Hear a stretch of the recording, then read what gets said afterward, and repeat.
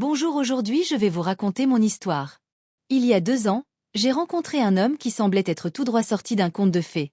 David, un homme religieux, charmant, beau et doté d'une prestance rare. Dès le premier instant où nos regards se sont croisés, j'ai su que c'était lui, mon âme sœur, celui que j'attendais depuis toujours. David avait tout pour plaire, un entrepreneur prospère, généreux, et un homme d'une grande foi. Cependant, il avait une règle stricte, pas de relation intime avant le mariage. Cela m'a touchée. Je voyais cela comme une preuve de respect, d'amour sincère et de pureté. Après 1 an d'amour platonique, nous nous sommes mariés. Le jour de mes rêves était enfin arrivé. Je rayonnais de bonheur, impatiente de commencer cette nouvelle vie et surtout de m'unir corps et âme à l'homme que j'aimais. Mais cette nuit de noces, qui aurait dû être la plus belle de ma vie, a viré au cauchemar. David, à mon grand étonnement, a trouvé une excuse pour éviter tout rapprochement. « Je suis fatigué », disait-il. J'ai essayé de comprendre. Les jours passaient, puis les semaines.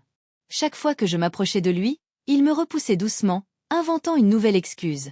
Je ne comprenais pas. Était-il stressé? Avait-il des problèmes personnels? Je l'aimais, alors j'ai décidé d'être patiente. Mais ma patience a été mise à rude épreuve.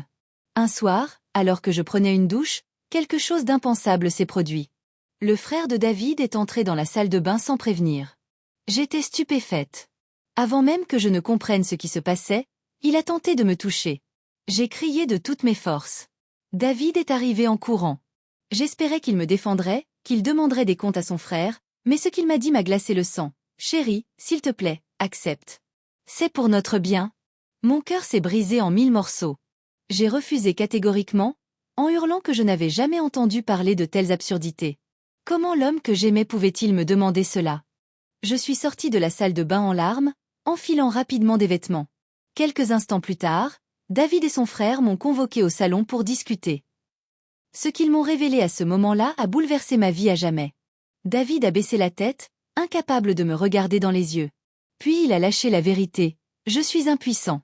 Je ne pourrai jamais te donner d'enfant. » Mon frère était prêt à t'aider, pour que le monde ne découvre jamais ma faiblesse. J'étais anéantie. Comment pouvait-il m'avoir menti si longtemps? Comment pouvait-il penser que je serais complice d'un tel arrangement? Cette nuit-là, j'ai pleuré toutes les larmes de mon corps. Je me suis sentie trahie, humiliée et détruite. Le lendemain matin, alors que David et son frère étaient partis au travail, j'ai rassemblé mes affaires et je suis retournée chez mes parents. J'ai quitté cette maison, mais aussi cet homme que je ne reconnaissais plus. Aujourd'hui, je partage mon histoire pour que personne ne vive ce que j'ai vécu. L'amour ne doit jamais être synonyme de mensonge, de trahison ou de manipulation. Soyez vigilants, et surtout, écoutez votre intuition. Qu'auriez-vous fait à ma place? Je suis impatient de vous lire en commentaire.